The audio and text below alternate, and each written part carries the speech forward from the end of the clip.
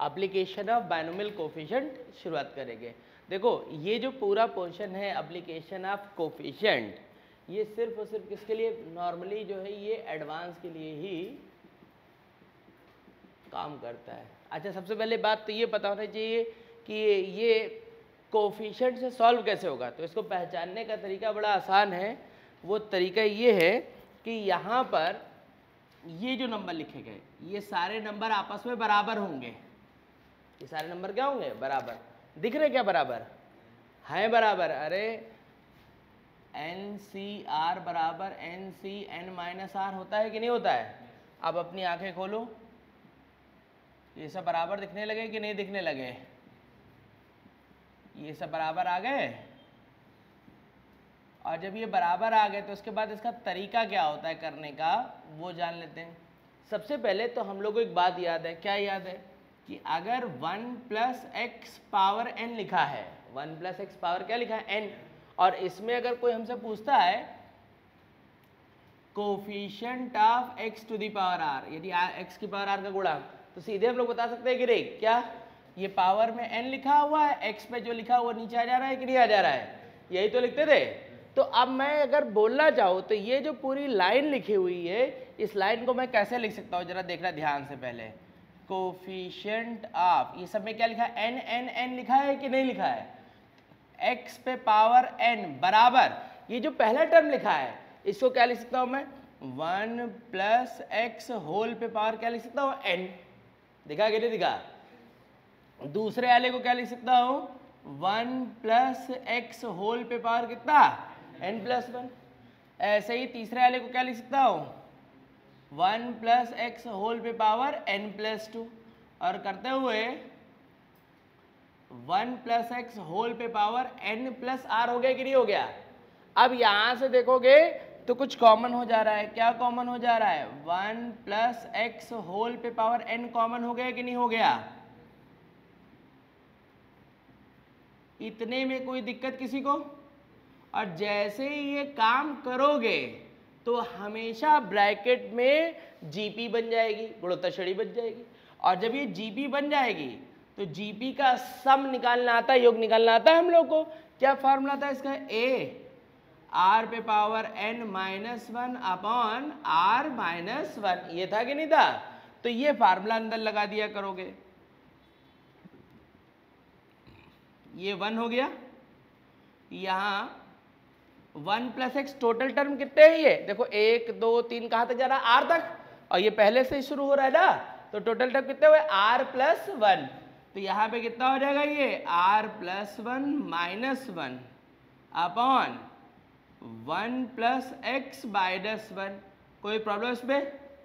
अब ये जो नीचे x लिखा हुआ है वो, और ये इधर देखो बोर्ड पे 1 प्लस एक्स पावर n, इसको अंदर ट्रांसफर करता हूँ। कैसे ट्रांसफर करता हूँ मैं, ये जो 1 अपॉन एक्स लिखा है इसको लिखना चाहूँ तो ऐसा लिख सकता हूँ कि नहीं, और इसको मैं अंदर भेज रहा हूँ। तो जब मैं अंदर भेजूंगा तो ये ऐसा होगा कि नहीं होगा, बोलो। और उसके बाद फिर ये पावर x पे पावर माइनस 1, इसको भी अंदर भेज दे रहा हूं मैं। तो जैसे भेजूंगा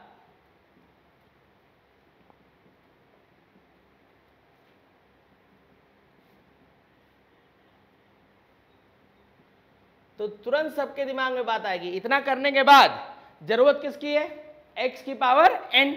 तो हमें यहां पे क्या निकालना होगा, x पे पावर n का कोफिशिएंट। तो जरा ध्यान से सोचो कि इसमें x की पावर n कब मिलेगा,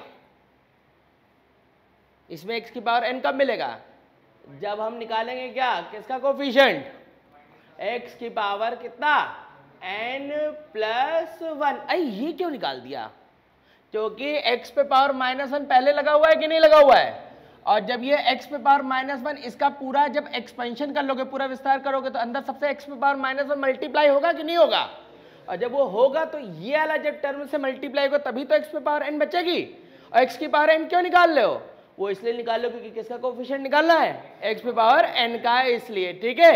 अच्छा, अब इसमें फिर माइनस 1 है यहाँ पर, तो इससे भी किसका निकालना पड़ेगा, x की पावर n प्लस 1। और लेकिन तुम एक बात ध्यान करो, यहाँ पे पावर कितनी है n, और यहाँ कितनी हो गई n प्लस 1। तो क्या इसके अंदर ऐसा टर्म मिलेगा, नहीं मिलेगा तो ये टर्म यहीं पे क्या हो जाएगा, निगलेक्ट। क्यों? क्योंकि सबसे लास्ट ही जब इसका एक्सपेंशन होगा तो क्या होगा, एन सी एन एक्स पे पावर एन, और ये n+1 हो गया तो इसके बाहर निकल गया, तो इसका मतलब इसके अंदर ये टर्म एग्जिस्ट विद्यमान नहीं है। तो केवल हमें इससे मतलब होगा। और इसको कैसे लिख सकते हो, ऊपर कितना लिखा n+r+1c n+1, और इसी बात को लिखना चाहें ये आ गया, तो ये इसका कोफिशिएंट की वैल्यू हो गई। इसको नोट कर लेंगे, फिर आगे बढ़ते हैं। ये जो क्वेश्चन है इसको एज ए थ्योरम भी हम लोग याद रखेंगे। देखो इसको क्या हुआ, इसका रिजल्ट क्या है, देखो नीचे सब में बराबर है, लास्ट में होता क्या है, तो इसका आंसर क्या जाता है, जितना लिखा है उससे एक ज्यादा, ऊपर जितना लिखा है उससे एक, ये इसका आंसर रहेगा। ये सब लोग याद रखेंगे बात, ठीक है। इसको एज ए हम लोग फार्मूला हम लोग इस्तेमाल करेंगे इस क्वेश्चन को, ठीक है। तो ये नोट कर लेंगे ऐसे ही याद करने के लिए। अब फिर हम नेक्स्ट क्वेश्चन लिखते हैं। तो नेक्स्ट क्वेश्चन, अब हमें क्या निकालना है इसमें, कोफिशिएंट ऑफ x की पावर 5 इसके एक्सपेंशन में। कैसे निकालोगे, जैसे ही ये क्वेश्चन देखो कि ये 1+x और इसके ऊपर पावर लगा हुआ क्वेश्चन है, तो तुरंत सबके दिमाग में बात आ जानी चाहिए जो अभी मैकेनिज्म बताया गया। क्या निकालना है हमें, x पे पावर 5। तो यहाँ से अगर कोई लिखना चाहे तो इस x के पावर 5 को क्या लिख सकता है, कोफिशिएंट ऑफ x की पावर 5 लिखा इक्वल टू, इसमें कहाँ मिलेगा, सोच चुके देखो। अब देखो इधर क्या अभी बताया कि जो सीरीज लिखी गई, ये क्या लिखा गया है, सीरीज लिखी है कि नहीं। पहले जरा ध्यान देना, पहले मैं तुमको एक नॉर्मल तरीका बता रहा हूँ। x पे पावर 5 है तो ये कितना आएगा बोलो, ऊपर 21c5, दूसरे वाले में कितना आएगा, और ऐसे करते करते आखिरी वाले में कितना आएगा, और अभी बताया गया था क्या, एक एक, अभी इसका रिजल्ट याद करने को बताया गया कि नहीं, कहाँ से शुरू, n से शुरू हुआ और कहाँ तक चला गया, जितना लिखा है उससे एक ज्यादा, तो कितना हो जाएगा बोलो आंसर। समझ गए कि नहीं, बात ये समझ में आई कि नहीं आई। क्या बताया गया था लास्ट में, एक जितना एक ज्यादा, नीचे भी एक ज्यादा, लिखाया गया कि नहीं लिखाया गया था अभी। अच्छा अब आगे देखो जरा, अब जिनको ये याद नहीं है वो इसको कैसे सॉल्व करते हैं, कैसे सॉल्व करते हैं, इसको रब करूं मैं, ये देखो इधर कैसे सॉल्व करते हैं, जरा ध्यान से देखना कि ये जो सीरीज दी गई है, अभी बताया गया था ये क्या है, ये पूरी जीपी दिख रही कि नहीं दिख रही है, जिसका पहला टर्म तुमको पता है कि नहीं पता है, ये हो गया, अरे ये ए आ गया कि नहीं, और फिर आर कितना होगा इसमें 1+x, और टोटल टर्म में कितने जरा बताओ, ये 0, ये क्या है कितना है, सोच लो पहले, ये आगे का दो पद देखो, 1 2 3 ऐसे करते हुए जा रहा है कि नहीं, तो टोटल टर्म कितने 10 है कि नहीं है, कोई प्रॉब्लम इस पे। अच्छा अब यहाँ से 10 और ये क्या हो जाएगा -1 अपॉन कितना हुआ 1+x देश हुआ कि नहीं हुआ। अच्छा अब जब ये हो गया तो अभी क्या किया था, ये अपॉन में x है तो ये पावर में -1 बनेगा कि नहीं बनेगा, और इसको अंदर लेके जाओगे ये कितना होगा जाके 31, ये आएगा कि नहीं आएगा बोलो, कोई प्रॉब्लम इसमें, अरे कोई डाउट इसमें। और अब जरा यहाँ पे देखो ये क्या हो रहा है जाके,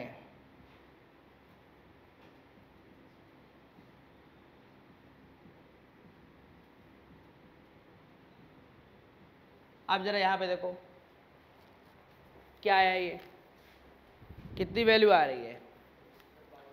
अब यहाँ पे कितना तुमको चाहिए था कोफिशिएंट, क्या पावर 5 का, तो यहाँ से क्या निकालना पड़ेगा बोलो, x पे पावर कितना 6।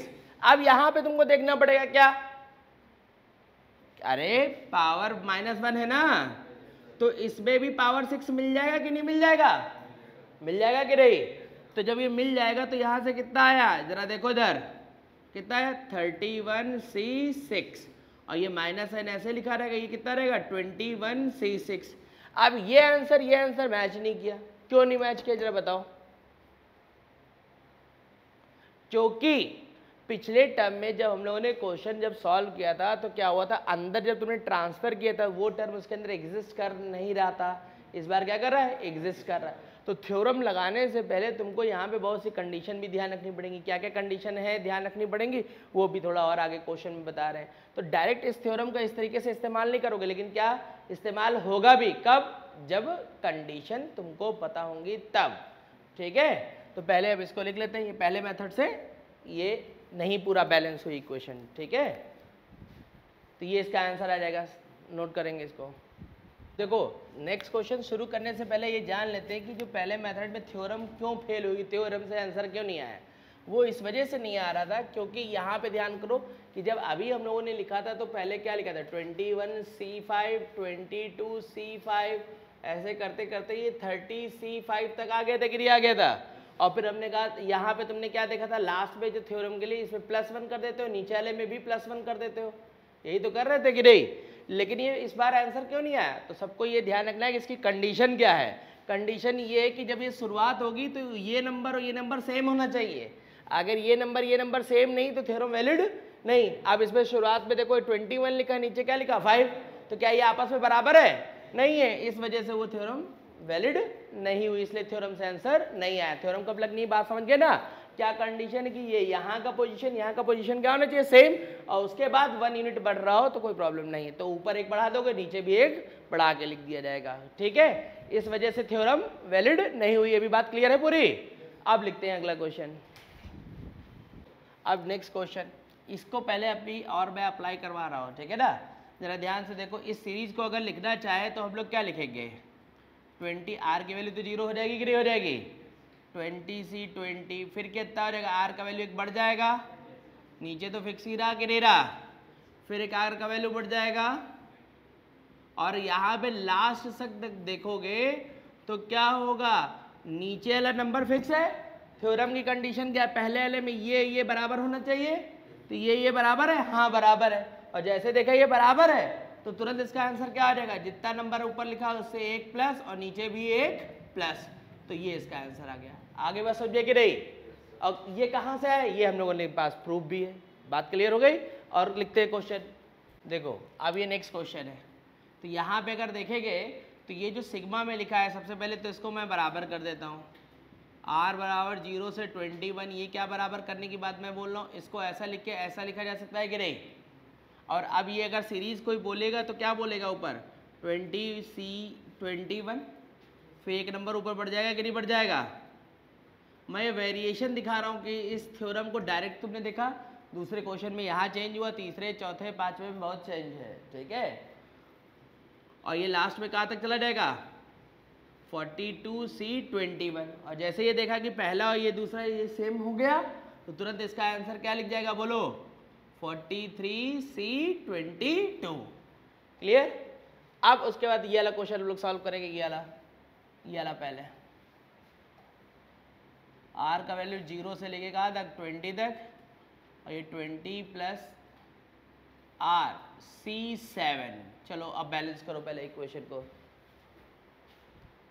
तो अब देखो इस क्वेश्चन को देखा जाए तो सबसे पहले सिग्मा हम लोग ओपन करते हैं, तो कितना आ जाएगा 20C7, 21C7, फिर 22C7 प्लस 40C7।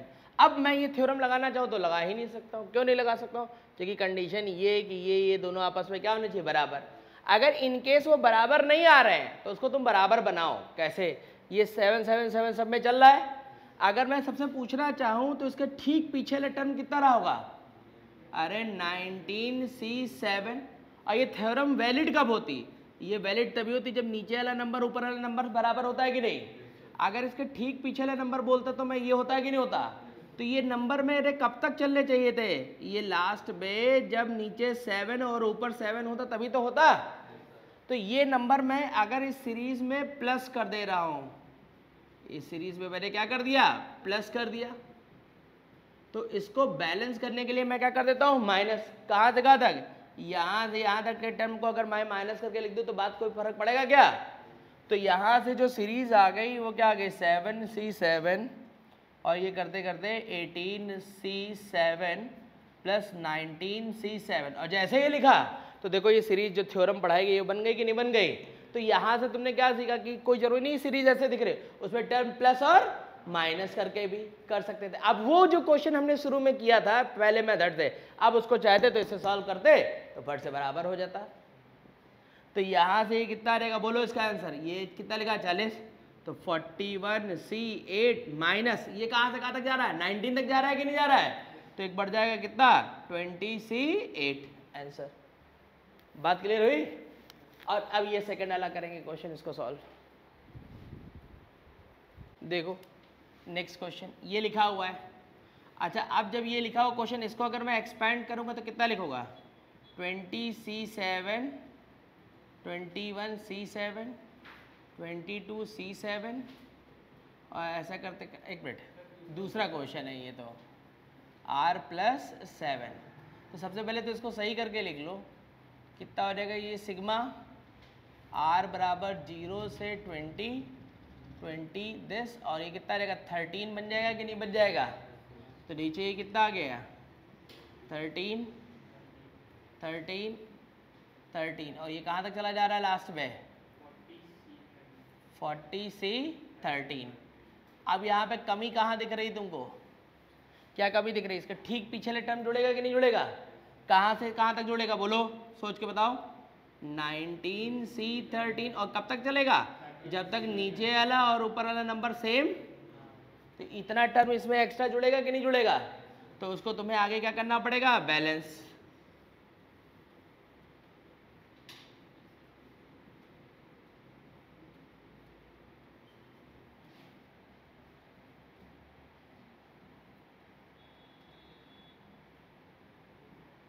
तो ये कितना आ जाएगा ये,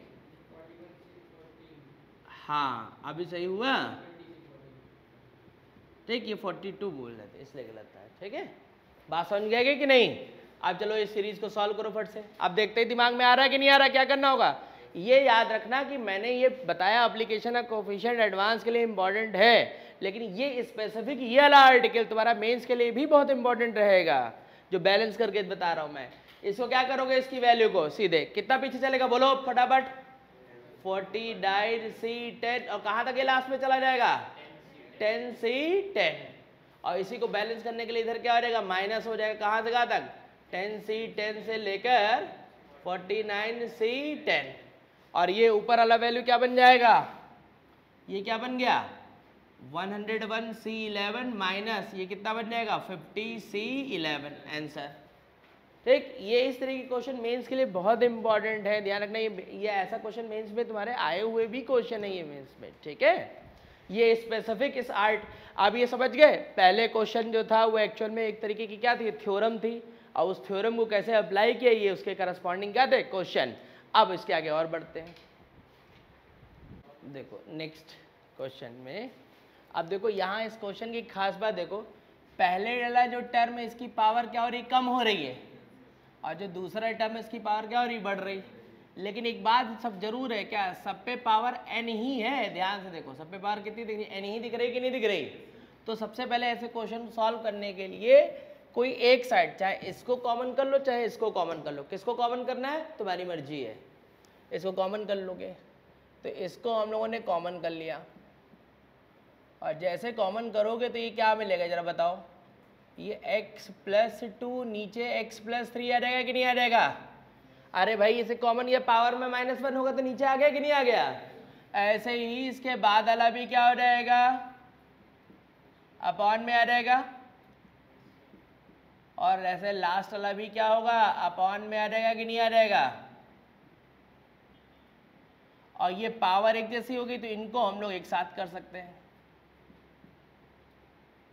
इसको ध्यान से देखा जाए तो ये x+2 बटे x+3, x+2 बटे x+3 होल ऑफ स्क्वायर हुआ कि नहीं हुआ। और ये क्या हो जाएगा x+2 बटे x+3 होल पे पावर कितना हो गया n। और फिर से ये क्या बन गई, जीपी बन गई कि नहीं बन गई। और जीपी जब बन गई, ये फर्स्ट टर्म हो गया, ये कॉमन रेशियो, टोटल टर्म कितने हैं ये, एक से यहां से शुरू हो रहा है तो n+1 हो जाएंगे कि नहीं। अपॉन, और अब इसको हम लोग सिंप्लीफाई कर लेते हैं, तो एलसीएम ले लो ऊपर। ध्यान देना ये x+3 लिखा हुआ है ना, नीचे एलसीएम होगा और इसके साथ आ जाएगा, तो ये कितना बच जाएगा, x+3 पावर में कितना आ जाएगा, n+1। कोई प्रॉब्लम इसमें? और अपनी आगे खोलना, यहाँ एलसीएम लोगे तो x कट जाएगा, तो नीचे एक -1 भी बचेगा कि नहीं बचेगा? बात समझ में आई कि नहीं आई? और ये वाला जो है इसके साथ मिल गया था, तो अब यहाँ पे ब्रैकेट में क्या बचेगा, x+2। इसको लिखना चाहो तो ऐसे ही तो लिख दोगे ना। इस स्टेटमेंट में किसी को कोई प्रॉब्लम तो नहीं है? अब इसको अंदर ट्रांसफर कर लो, और जैसे ट्रांसफर करोगे तो कितना आएगा बोलो? पहले प्लस वाला लिख दे रहा हूं, x+3 पावर में कितना हो गया, n+1 माइनस x+2 पावर में कितना हो गया, n+1। और अब हमारी जरूरत क्या है, x में पावर n-1 का कोफिशिएंट। तो ये तो सीधे टर्म कौन सा दिख रहा है, x+a वाला दिख रहा है कि नहीं दिख रहा है? और x+a होल पे पावर n होती है, तो इसका जनरल टर्म लिखा जाता है कि नहीं लिखा जाता है? अरे बोलो। तो अब मैं काम कर लेता हूँ, n+1 है ना, ये हो गया। एक बार a की वैल्यू 3 रख दूंगा, एक बार a की वैल्यू क्या रख दूंगा, 2। तो इसका जब जनरल टर्म तुम लिखते तो क्या होता, व्यापक पद लिखा जाता, तो ये लिखा जाता कि नहीं लिखा जाता बोलो? कोई प्रॉब्लम इसमें? अच्छा, अब जब तुमको कोई प्रॉब्लम ही नहीं है तो जरा ध्यान से सोचो, क्या सोचोगे? तुम्हें कौन सा टर्म चाहिए बोलो? x में पावर n-1। तो यहां पे n-1 कब बनेगा? अरे बोलो, n-1 तभी बन पाएगा जब r की वैल्यू क्या होगी, 2 होगी कि नहीं होगी? तो इसका मतलब कि ये क्या हो गया, n+1 c2a² और x पे पावर कितना हो गया, n-1। तो यहां से जो कोफिशिएंट मिल गया, कोफिशिएंट ऑफ x पे पावर n-1, ये कितना हो जाएगा, n+1 c2a² हो गया कि नहीं हो गया? बस अब इसमें यहाँ पुट कर देते, कितना हो गया, n+1 c2a की जगह एक बार 3 का स्क्वायर माइनस n+1 c2 2 का स्क्वायर, तो फाइनली कितना रहेगा ये 9 4, तो कुल मिला के कितना आ गया 5n+1 c2। कोई प्रॉब्लम इसमें? अभी कैलकुलेशन समझ में आ गई? कोई डाउट तो नहीं इसमें? तो इसको नोट कर लेंगे। तो ये था ये क्वेश्चन। अब इसके आगे फिर नेक्स्ट लिखते हैं। नेक्स्ट क्वेश्चन जरा देखो, जो खाली सी लिखा है यहाँ पर, तो तुमको यहाँ पे केवल सी जब लिखे होते हैं ना, तो उनके क्वेश्चन को सॉल्व करने के दो तरीके होते हैं। एक तो ये जो अभी हम लोग पढ़ रहे हैं, और दूसरा एक होता है जो आगे बिल्कुल लास्ट में मैं बताऊँगा। अभी तुमको एक बात ध्यान रखनी है कि जैसे इस तरीके से किसी ने क्वेश्चन लिख दिया है, तो सबसे पहले ये देखो कहीं कोई पैटर्न तो नहीं बन रहा है। तो अगर सब लोग ध्यान देते तो उसमें एक पैटर्न दिख रहा था। कहाँ पर? ये टर्म, ये टर्म, ये टर्म सब में सेम है। जैसे ही नीचे सब में सेम दिखने लग जाए ना, तो दिमाग में चलना चालू हो जाना कि जो हमने अभी पढ़ाया है ये उसी से रिलेट होगा। अब ये जो 4 लिखा है, एक्चुअल में कहीं ना कहीं ये x पे पावर 4 चला रहा होगा, ये x पे पावर 4 का कोफिशिएंट। अब ये कैसे आया होगा ये सोचते हैं हम लोग। अब ये आया, ऊपर कितना लिखा है, तो इसका मतलब ये 1 + x होल की पावर 404 में x की पावर 4 का कोफिशिएंट ये है कि नहीं है? अरे बोलो। और इसको देखा जाए, ये तो बेचारा ऐसे ही लिखा रहेगा। इसको अगर देखा जाए तो ये 1 + x होल की पावर 303 में है कि नहीं है? बोलो। इसके आगे वाले को देखोगे तो ये 4c2 1 + x होल पे पावर 202 में है कि नहीं है? और लास्ट वाले को देखो,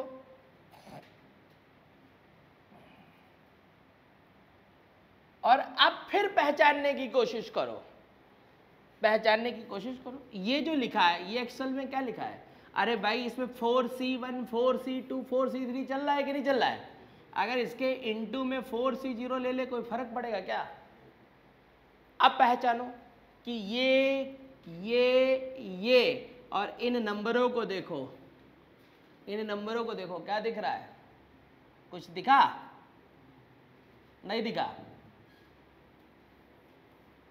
अरे भैया एक काम कर लेता हूं मैं, x प्लस ए होल की पावर 101 को थोड़ी देर के लिए t ले लेता हूं। अब अपनी आंखें खोलो, कुछ दिखा? 4c0 t to the power 4, और ये देखो क्या चल रहा है 4c1 t to the power 3, ये है कि नहीं? अगला वाला देखो क्या है t टू दी पावर 2, और अगला क्या है 4c3t, है कि नहीं? और अब अगर ध्यान से देखो तो ये क्या लिखा हुआ है, अगर इसके इनटू में कोई 1 ले ले तो कोई फर्क पड़ेगा क्या? बोलो। और लास्ट में भाई अगर कोई एक्सपेंशन करते तो लास्ट में वो कहाँ पर, ये ऊपर जितना लिखा हो उतना ही नीचे लिखा हो तभी तो खत्म होता है। तो इसका मतलब पहले ले पे तो पावर 0 कर आ गया होगा कि नहीं हो गया होगा, और इनटू में 1 ले लो तो कोई फर्क पड़ेगा क्या? तो अब जितना नीचे लिखा है उसका पावर ये 2 है तो उसको 2 लिख दो, ये 3 है तो इनटू में 1 पे पावर 3 लिख दो, 4 है तो ये इनटू 1 पे पावर क्या लिख दो 4। अब अपनी आगे ये तो मैं एक्स्ट्रा लेके आ गया, तो इसको बैलेंस करने के लिए भी लगा सकते हो कि नहीं, क्या माइनस दिस, यही तो लिखोगे खाली इसका मतलब। और अब अगर इस पूरे स्टेटमेंट को देखो तो तुम्हारी आंखें खुली हुई होनी चाहिए। क्या लिखा हुआ दिख रहा है, ये 1 क्या लिखा है बोलो, t माइनस 1 होल पे पावर 4 का एक्सपेंशन है कि नहीं है ये? अरे बोलो, नहीं दिखा क्या? और लास्ट में वो 4c4 ऐसे ही लिखा रहने दो बेचारे को। और अब जरा देखो ध्यान से, t-1 होल पे पावर 4, इसका मतलब तो यही हुआ ना, पूरे क्वेश्चन में जरूरत किसकी है, x पे पावर 4 की। कोई समस्या है इसमें बोलो? अच्छा, अब जब तुमको कोई समस्या नहीं है तो मैं t की वैल्यू रख रहा हूं, ये क्या हुआ 1 प्लस एक्स होल पे पावर दिस और पावर 4 माइनस 1, ठीक। अब जरा अपनी आंखें खोलो, इसको मैं एक्सपेंड कर रहा हूं अंदर, क्या लिखोगे 1 प्लस 101 सी एक्स लिखोगे कि नहीं लिखोगे? फिर ऐसे क्या लिखोगे, अपना दिमाग अपने साथ रखना क्योंकि अगली लाइन में आंसर लिखने जा रहे हैं हम लोग। ये इससे कट जाएगा कि नहीं कट जाएगा बोलो? और जब ये कट जाएगा तो जरा ध्यान से देखो, अंदर सिर्फ और सिर्फ यही बच रहा है कि नहीं बच रहा है?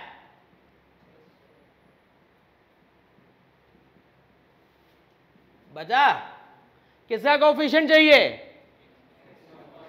तो यहां पे पूरे पे पावर 4 लगी है कि नहीं? अगर तुम मान लो इसका एक्सपेंशन करोगे तो यही वो टर्म होगा ना जो x पे पावर 4 देगा, बाकी सब पे तो पावर 4 से ज्यादा आएगा कि नहीं आएगा? और चाहिए क्या x की पावर 4 का कोफिशिएंट, तो इसका इसके मल्टीप्लाई में ये है कि नहीं?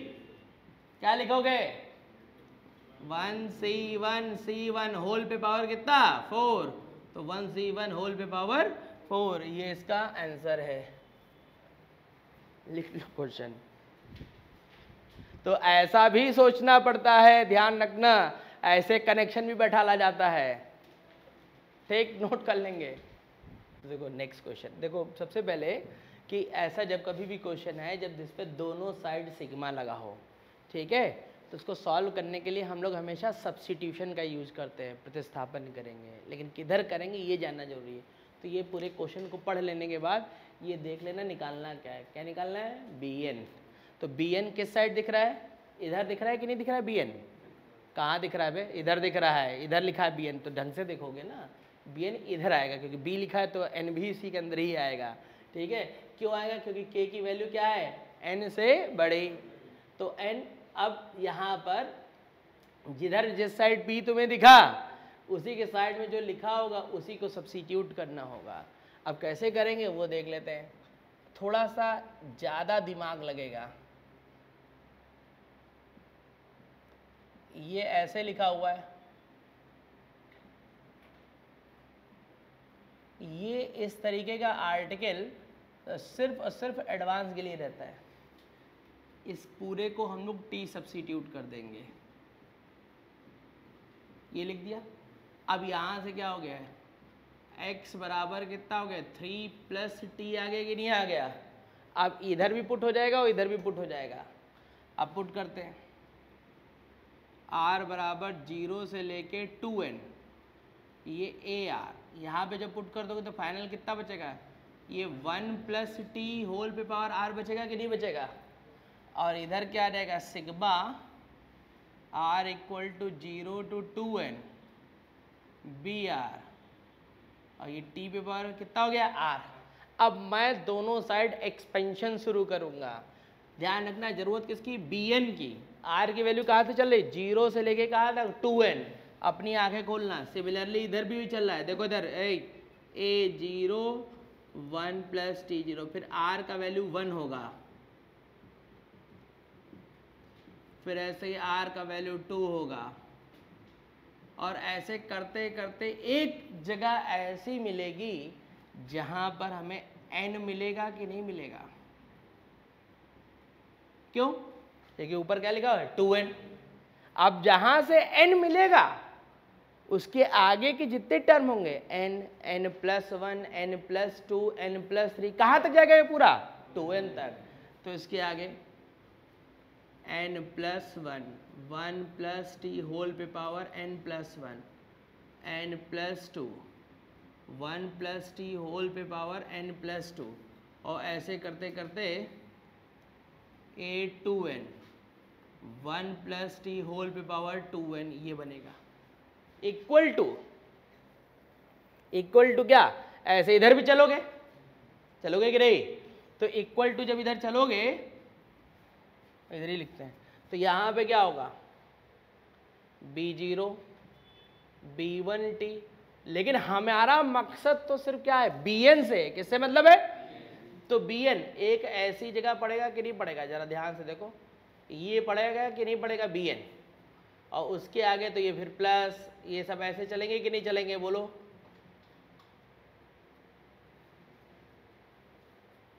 समझे, r का वैल्यू 0 1 2 3, ये ऊपर कितना लिखा 2n, तो रास्ते में एक ही जगह तो bn पड़ेगा कि नहीं पड़ेगा, क्या उसके अलावा कहीं और पड़ेगा।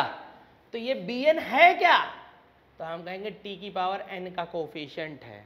किसका कोफिशिएंट है, t की पावर n का कोफिशिएंट। तो यानी कि bn का मतलब जो हो गया वो कोफिशिएंट ऑफ t की पावर क्या है n। अपना दिमाग सब लोग अपने साथ रखेंगे। अब जरा ध्यान से रखो, रख लिया साथ में। अब जरा तुम ध्यान से देखो, ये पावर n लगी है, n के ठीक जितने भी पीछे आऊंगा तो पावर में n माइनस 1 होगा कि नहीं। अब जरा ध्यान से देखो, इसके पीछे जितने भी टर्म होंगे क्या कभी उसमें t की पावर n मिलेगा, तो इसमें कभी भी t की पावर n मिलेगा ही नहीं। क्यों, क्योंकि t की पावर n यहां से मिलना शुरू होगा कि नहीं। अब जरा ध्यान से तो सोचो, इसमें t की पावर n का कोफिशिएंट मतलब NCn रहा होगा कि नहीं रहा होगा। इसमें t की पावर n का कोफिशिएंट क्या होगा, बोलो, पावर में कितना लिखा n प्लस 1 Cn, यही तो रहेगा कि नहीं रहेगा। ऐसे ही इसमें भी रहेगा क्या, n प्लस 2 Cn, होगा कि नहीं होगा। और ऐसे करते करते कहाँ तक, ऊपर कितना है 2n Cn, कोई प्रॉब्लम इसमें। और ये बाहर जो कांस्टेंट लगा है ये भी तो सब में लगा रहेगा कि नहीं लगा रहेगा। तो यानी कि ये क्या हो गया, bn बराबर an NCn an plus 1 n plus 1 Cn an plus 2 n plus 2 Cn plus a2n 2n Cn हो गया कि नहीं। अब ये a की वैल्यू मुझे मिल जाए तो मेरा काम हो जाए। और ये a की वैल्यू कैसे मिलेगी, इसीलिए क्वेश्चन ने कहा है कि k का वैल्यू n के बराबर या n से बड़ा है तो उसकी वैल्यू हमेशा क्या है 1, तो उसका मतलब an का वैल्यू क्या 1, इससे बड़ा तो भी वैल्यू क्या, तो इसका मतलब ये टोटल यहाँ तक जितनी भी वैल्यू है सब क्या है 1। और जैसे ये वैल्यू रखूंगा मैं तो ये बन गया ये,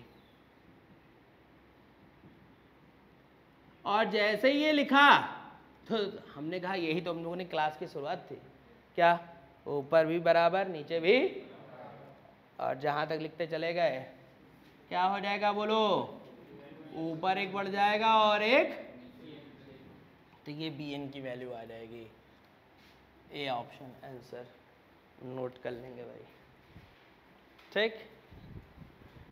नेक्स्ट पॉइंट में अब देखो यहाँ फिर से एक बात ध्यान रखना कि जैसे हम लोग अभी तक किए थे उसमें सिंगल सी चल रहा था, अभी क्या चलने शुरू हो गए, डबल सी। डबल सी कैसे, ये C zero square C one square C two square C n square लिखा हुआ है, तो इसका मतलब क्या रहा होगा, इसका मतलब सी जीरो इंटू सी जीरो ही तो रहा गया है कि नहीं, इसी को मतलब सी वन का मतलब क्या हुआ, दिस ये ही तो मतलब हुआ कि नहीं हुआ।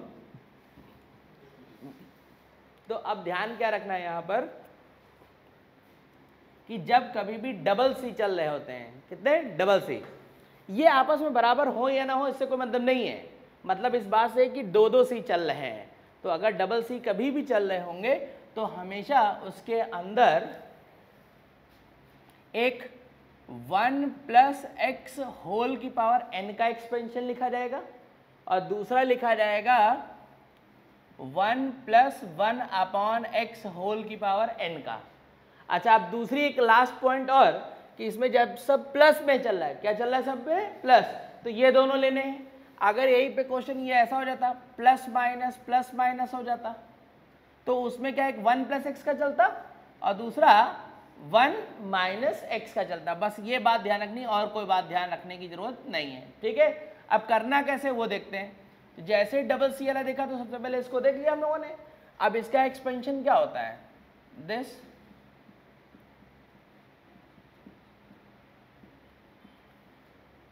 ये ऐसे चलता चला जाएगा और उसके बाद second 1 plus 1 upon x whole to the power n, इसका लिखोगे c0 plus nc1 1 upon x nc2 1 upon x square plus ncn 1 upon x to the power n, ये लिख गया।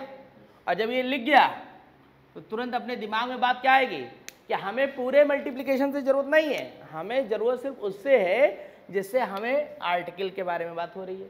इसमें क्या हुआ, सी जीरो स्क्वायर लिखा गया है कि नहीं लिखा है, तो उसका मतलब सी जीरो को मल्टीप्लाई किससे होगा, सी जीरो, सी वन का मल्टीप्लाई सी वन से, सी टू का मल्टीप्लाई सी टू से, ऐसे सी एन का मल्टीप्लाई सी एन से। और अब जरा ध्यान से देखो, ये लेफ्ट हैंड साइड क्या बन जाएगा 1 plus x whole to the power n, और यहाँ पर ये बन गया। और राइट साइड में क्या हो जाएगा, ऊपर ये n नहीं लिख रहा हूँ, C zero square C one square C two square. एक बात और ध्यान रखेंगे, जब इस प्रोसेस से क्वेश्चन किया जाता है तो पहले वाले टर्म के साथ जैसा x होगा वैसा ही दूसरा, वैसा ही तीसरा के साथ भी x होगा। और अगर ऐसा तो नहीं हो रहा है तो समझ लेना कि हमने सिर्फ गलत किया है और कुछ नहीं किया है। अब उसके बाद फिर लेफ्ट हैंड साइड एलसीएम ले लोगे और ये अपॉन में एक्स पे पावर n आएगा, उसको दूसरी साइड भेज दोगे। और फिर सब लोग क्या करेंगे, यहां पे ये ध्यान करेंगे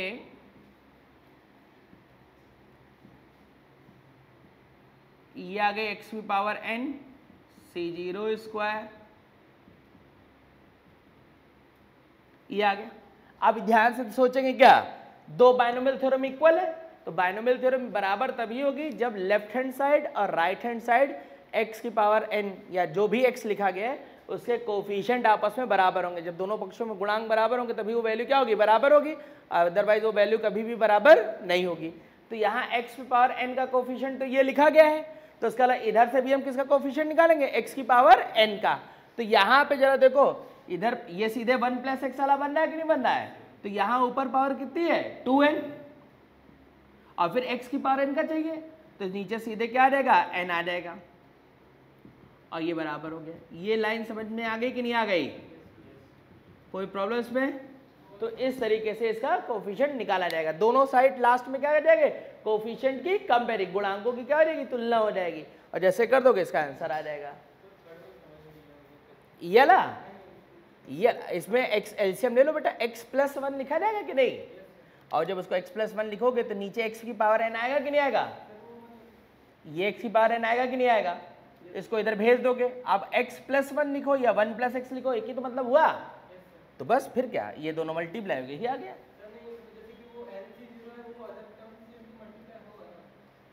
अलग से हमें मतलब ही नहीं है, हमने क्या कहा था, जब 2 की मल्टीप्लाई करनी हो तो जिसकी तुम्हें जरूरत है उसकी करो। देखो इधर क्या याद आया कि नहीं याद है, हमने क्या बताया था।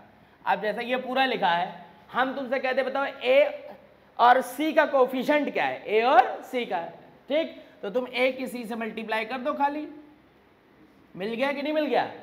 और ये तुमको नहीं ध्यान है तो तुम मूर्खों जैसा पूरा करो बैठ के मल्टीप्लाई, लो करो। और अब पूछा बताओ, हमने बताओ ए और सी का कोफिशिएंट क्या है, तो अभी तो तुम नहीं बोलोगे ना, इतना गुणा भाग काहे के लिए किया। तो यहाँ पे जिसकी जरूरत होती केवल उसी पे ध्यान देंगे। 2 ब्रैकेट की मल्टीप्लाई बायनोमियल थ्योरम में पूरा करने बैठ जाओ तो ये क्या सोचते हो कभी का क्वेश्चन खत्म कर पाएंगे क्या हम लोग, कभी खत्म ही नहीं होगा, मल्टीप्लाई ही करते करते खत्म हो जाओगे, समझ गए। तो जिसकी जरूरत है केवल उसी की मल्टीप्लाई करेंगे, बाकी की तरफ हमें ध्यान देने की जरूरत नहीं है, नोट कर लेंगे।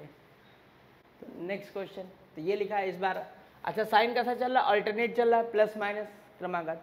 तो जब भी माइनस लगा तो हमने बताया इसके साथ करोगे, फिर वही बात कि केवल उसी का ही मल्टीप्लाई करेंगे जिसकी हमें क्या है जरूरत है। तो यहाँ पर इससे इसका मल्टीप्लाई होगा, इससे इसका होगा, इससे इसका होगा, इससे इसका होगा। तो यहाँ पे क्या आएगा 1 + x पावर n, और यहाँ से c0 square minus c1 square c2 square. ये क्वेश्चन बहुत इंपॉर्टेंट है। क्यों इंपॉर्टेंट है अभी थोड़ा और समझ में आएगा। ये क्वेश्चन अपनी कैलकुलेशन के लिए इंपॉर्टेंट है। ये आ गया, और अब यहाँ पे एलसीएम ले लोगे।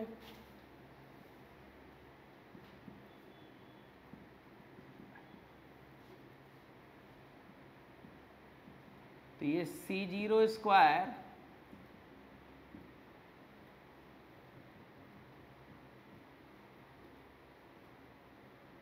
अब यहाँ x की पावर n को इधर ट्रांसफर कर दोगे। अच्छा एक बात और जरा ध्यान दो कि ये जो x -1 लिखा है, इससे अगर माइनस साइन कॉमन कर लेंगे तो ये लिखा जाएगा कि नहीं लिखा जाएगा।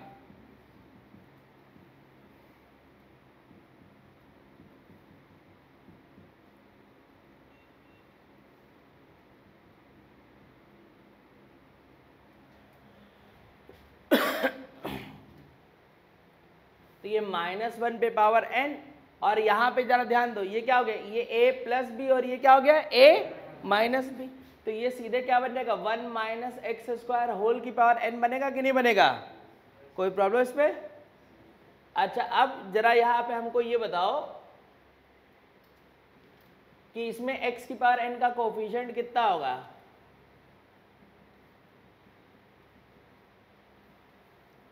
x की पावर n का कोफिशिएंट, क्यों, क्योंकि x की पावर n का गुणांक ही तो ये लिखा है, तो इधर भी x की पावर n का क्या निकालना पड़ेगा, कोफिशिएंट। निकालो कितना आएगा। अब देखो जरा एक बात जरा सोचो, ये x की पावर n का कोफिशिएंट चाहिए ना, x की पावर n का गुणांक। तो जरा यहाँ पे देखो ये लिखा क्या है, सीधे x² लिखा है ना।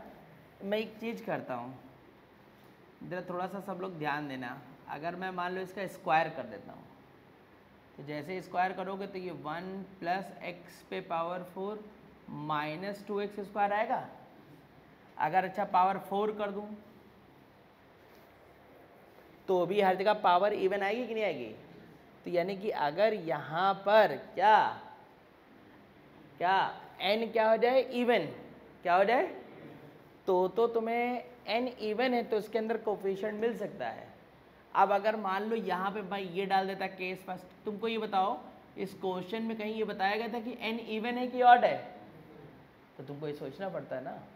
तो सबसे पहले अगर मान लो n ऑड है, n ऑड यानी विषम, और जैसे मैंने n ऑड लिखा तो एक बात बताओ, क्या इस पूरे एक्सपेंशन के अंदर कभी x की पावर n मिलता, नहीं समझे बात। अरे भाई मैंने यहाँ पे n को क्या कर दिया, ऑड विषम कर दिया। अब मान लो यहाँ 3 लिख गया है, तो ये बराबर कब होता, जब इधर भी x की पावर 3 मिलता कि नहीं मिलता। तो क्या इसमें कभी मिलता, तो इसका मतलब कि अगर n ऑड है, n क्या है ऑड, तो ये इधर का कोई कोफिशिएंट मिलता ही नहीं, यानी उसकी वैल्यू क्या हो जाती, 0 हो जाती। बस ये एक गलती हुई कि हमने ये सोचना नहीं शुरू किया। तो जब n ऑड होगा तो इसका आंसर क्या होगा, 0। ठीक, अब केस सेकेंड,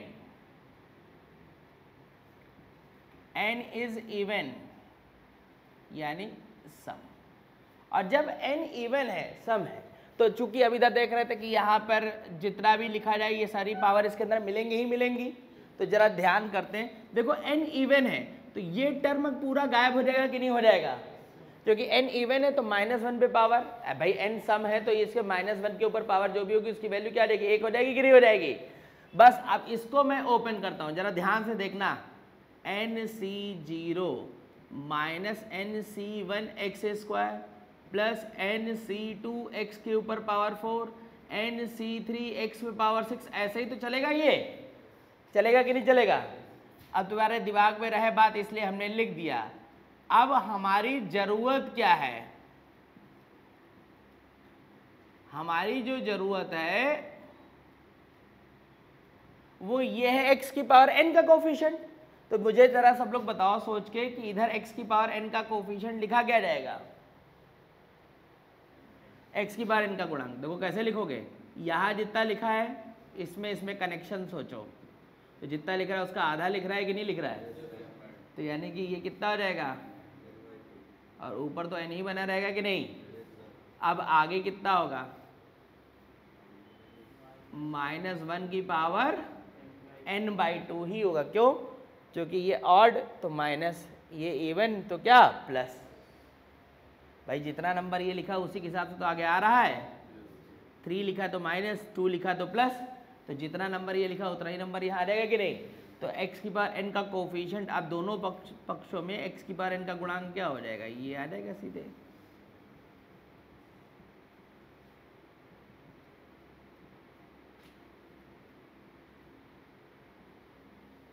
तो ये क्वेश्चन सब लोग ध्यान रखेंगे, इसका आंसर, ये बहुत इंपॉर्टेंट क्वेश्चन है। तो अब यहाँ पर एक ये शॉर्टकट बता रहे हैं जो भी अभी हम लोगों ने क्वेश्चन किया उसके लिए। लेकिन एक बात ध्यान रखना कि ये शॉर्टकट शुरू में क्यों नहीं बताया, वो इस वजह से नहीं बताया क्योंकि अगर अल्टरनेट साइड चल रहे प्लस माइनस तो फिर तुमको उसी से काम करना पड़ेगा जो भी बताया था। लेकिन अगर सारे टर्म प्लस में हैं तो जो अभी क्वेश्चन बता रहे हो वो तुम सीधे डायरेक्ट कर सकते हो, वो पूरा इतना कैलकुलेशन जो भी बता रहे थे उसको करने की कोई ज़रूरत नहीं है। बस तुमको कुछ कंडीशन ध्यान रखनी है। देखो इधर NCR, बस केवल क्या ध्यान रखना, नीचे नंबर जोड़ो, क्या हो जा रहा है, R आ जा रहा है कि नहीं आ जा रहा है। दूसरी बात, इसमें देखो पहले वाले में क्या हो रहा है, कम होता जा रहा है कि नहीं होता जा रहा है। तो पहले में कम होता होता एक जगह ऐसी है कि जब वो क्या बन जाएगा 0, और दूसरे वाले में 0 से शुरू हुआ और खत्म कहाँ से होगा, जिसमें इसमें शुरुआत हुई उसी से। तो उसका आंसर हमेशा क्या होगा, ऊपर दोनों को जोड़ दो और नीचे जो ऐड करने पे आ रहा वही आंसर बन जाएगा। अब जैसे तुमने अभी थोड़ी देर पहले क्लास में क्वेश्चन किया था, पहला वाला ये क्वेश्चन किया था कि नहीं किया था। इसको क्वेश्चन तुम सीधे सॉल्व कर सकते थे। कैसे सॉल्व कर सकते थे, जरा ध्यान देना। ये C0 इंटू C0 समझ सकते थे कि नहीं इसको हम लोग, C1 C1 C2 C2 CN समझ सकते थे कि नहीं। अभी क्या तुमको समझाया गया है, एक में 0 से चल रहा है, एक में कम हो रहा है कि नहीं हो रहा है।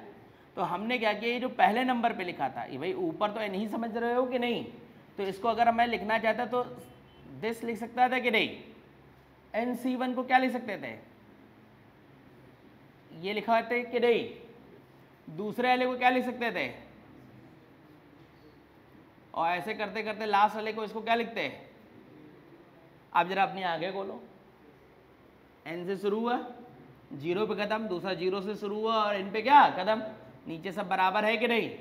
तो ऊपर जितना लिखा होता है क्या हो जाता है, जुड़ जाता है, और नीचे भी जो लिखा जुड़ जाता है। देख लो 2NCN आंसर निकाला था कि नहीं निकाला था, समझ गए स्ट्रैटेजी। लेकिन ये लगेगा कब, जब सब कुछ क्या होगा प्लस, अगर माइनस लग गया तो फिर वही ओरिजिनल प्रोसेस। नोट करेंगे और क्वेश्चन लिखते हैं। देखो नेक्स्ट क्वेश्चन, तो अब यहाँ पे पहले सेट करते हैं।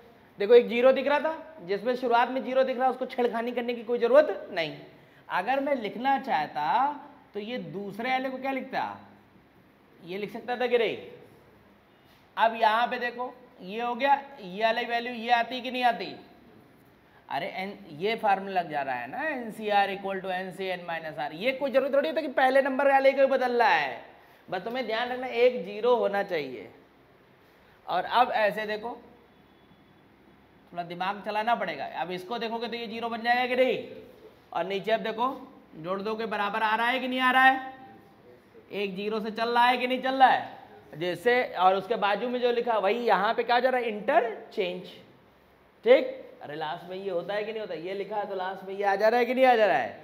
तो ऊपर वाले जोड़ दो के n और n जुड़ जाएगा और नीचे ये भी जुड़ जाएगा, तो 2nc आंसर। ठीक, और लिखते हैं क्वेश्चन।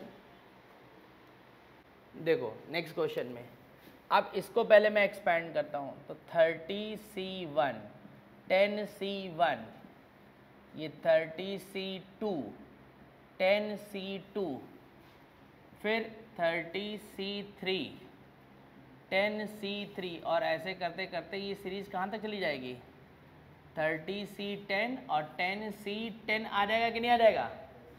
अब जरा ध्यान से एक बात सोचो, ये जो लिखा है इसकी वजह से तो जीरो मिल जाएगा, लेकिन हमने जो थ्योरम बताया उसमें एक जीरो शुरुआत में भी होना चाहिए, एक अंत में भी होना चाहिए। तो तुमने पहले ध्यान दो यहाँ पर क्या, जैसा कि मैं यहाँ पे क्या कर रहा हूँ कि चूंकि इससे जीरो मिल जा रहा है तो इसलिए मैं 10 वाले को चेंज कर रहा हूँ। तो यहाँ पे तुम चेंज करोगे तो 10c9 बनेगा कि नहीं बनेगा? बोलो। और ये क्या बन जाएगा?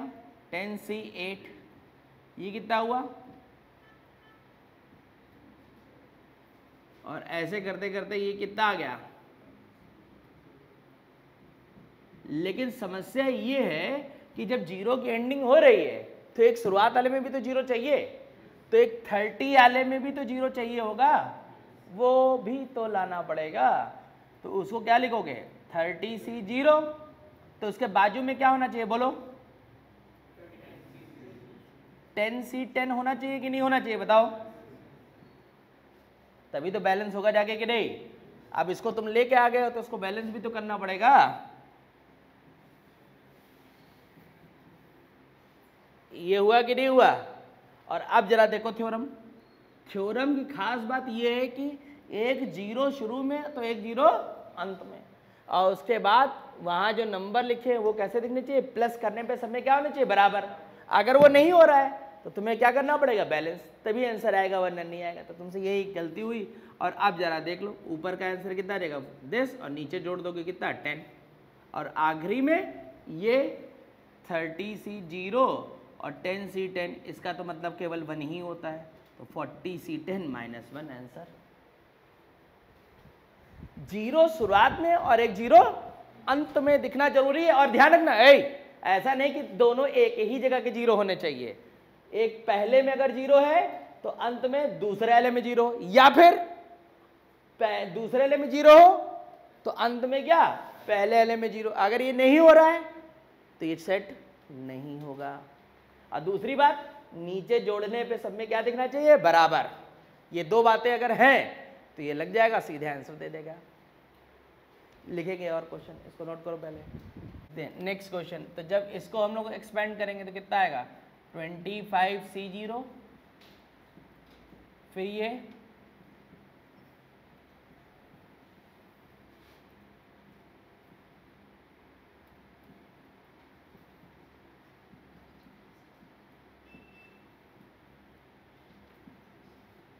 तो अब क्या हो जाएगा? इसमें जीरो बन जाएगा कि नहीं बन जाएगा? तो उसका मतलब पहले वाले को छेड़ने की जरूरत, तो किसको छेड़ना है? दूसरे वाले को।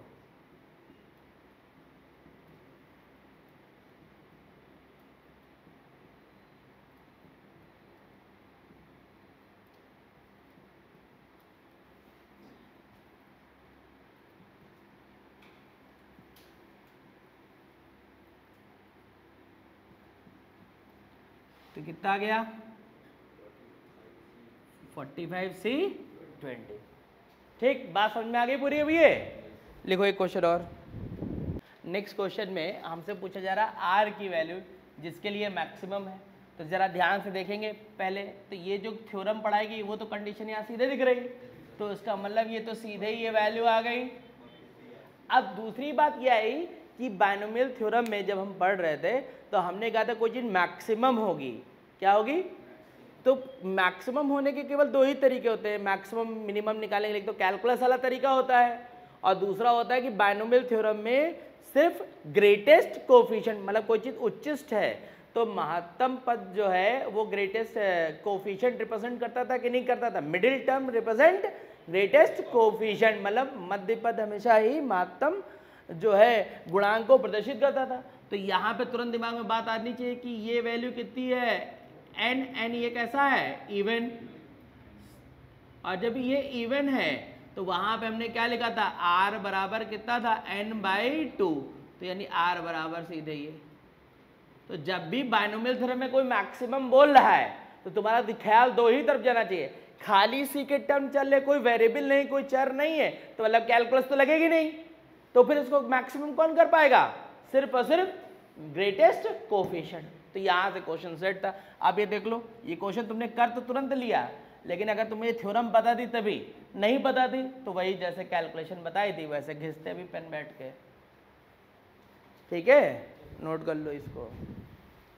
तो यहाँ पर अब इस सीरीज का सब मैक्सिमम बोल दिया गया, तो खुद ही ध्यान से यहाँ पे देख लो, पूरा करने की जरूरत ही नहीं।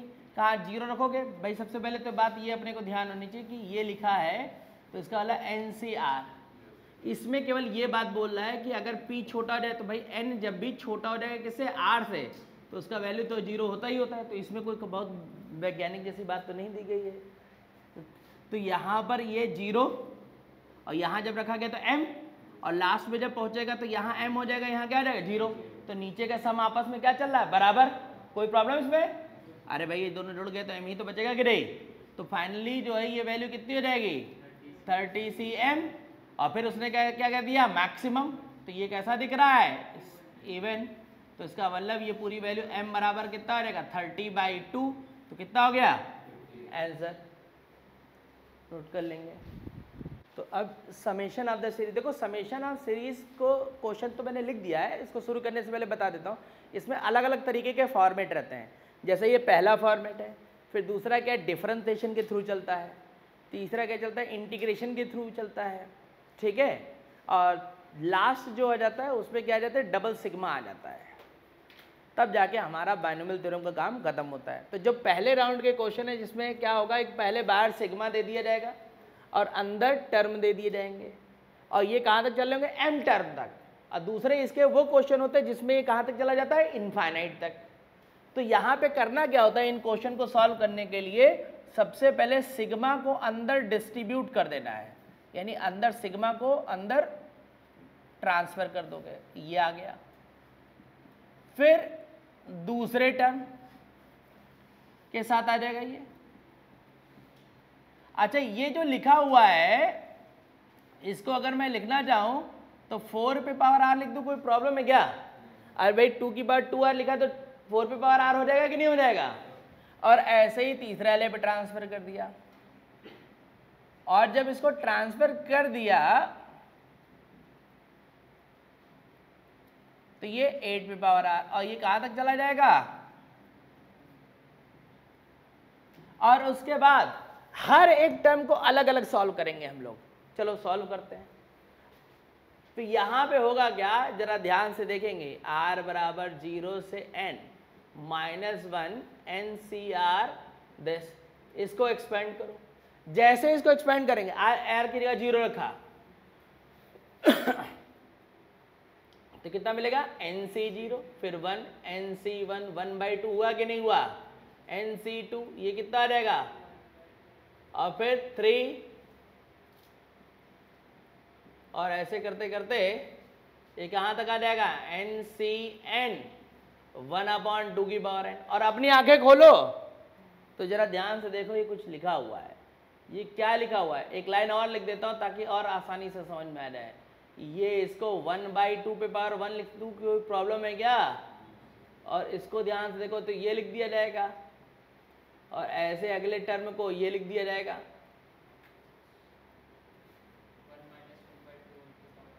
हाँ, और ये लास्ट वाला टर्म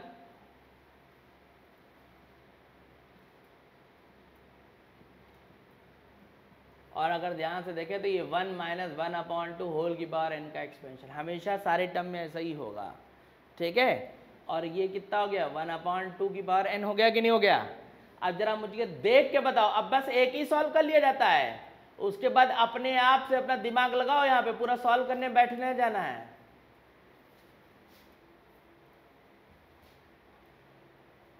तो यहां पर अब ये क्या चीज बन रही होगी जरा बताओ अपने आप। 0 से शुरू हो रहा है, n तक जा रहा है, तो क्या होगा 1/2 की जगह सिर्फ कितना आ जाएगा 3/4 हो जाएगा कि नहीं हो जाएगा। और ये जो वैल्यू आ जाएगी कितनी आ जाएगी 1 - 3/4 होल पे पावर कितना n, तो यानी कितना आ गई ये। ठीक, अब उसके बाद दूसरे वाले पे आओ, जरा बताओ फट से इसकी वैल्यू क्या होगी।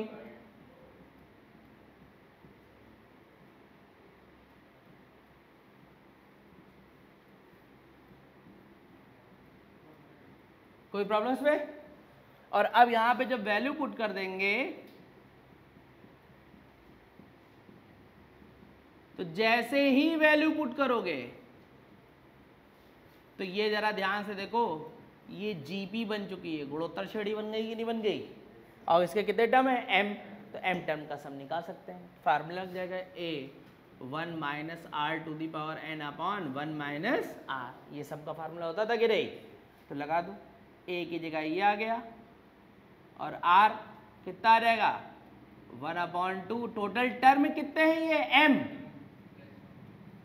m है, +1 कहां से हो जाएगा, ये आ गया। अब यहां से एलसीएम ले लोगे,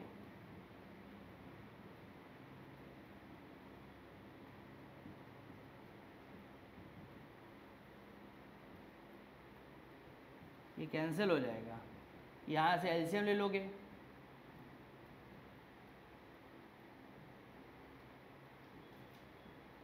ये इसका आंसर आ जाएगा।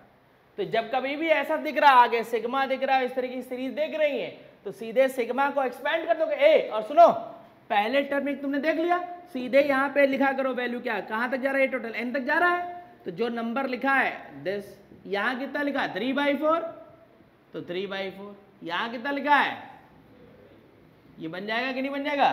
सीधे ऐसे देख लिया करोगे, फालतू इतना नाटक नहीं करने की कोई जरूरत है, समझे। नोट कर लो इसको। नेक्स्ट क्वेश्चन, अब यहाँ पर सीधे हम लोग बात करेंगे, पूरा सॉल्व करने के चक्कर में नहीं पड़ेंगे। ये वैल्यू जो लिखी गई है असल में ये सबके साथ जा रहा होगा टर्म की नहीं, सिग्मा भाई सबके साथ चला जाएगा ना।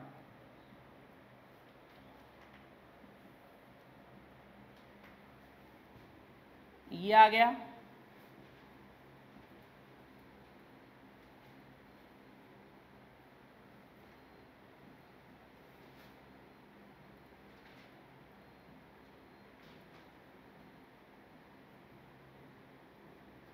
और अब जरा ध्यान दो क्या हो रहा है।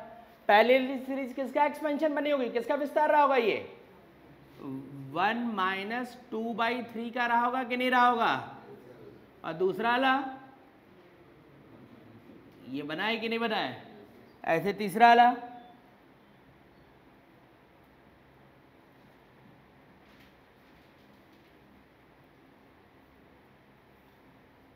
और अब यहां पे क्या आ जाएगा।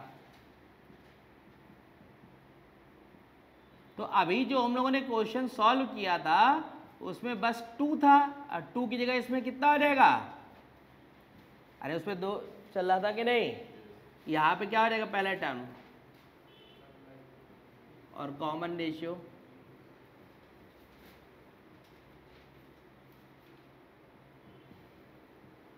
एलसीएम ले लोगे फाइनल, कितना आ जाएगा ये 3 m - n - 1।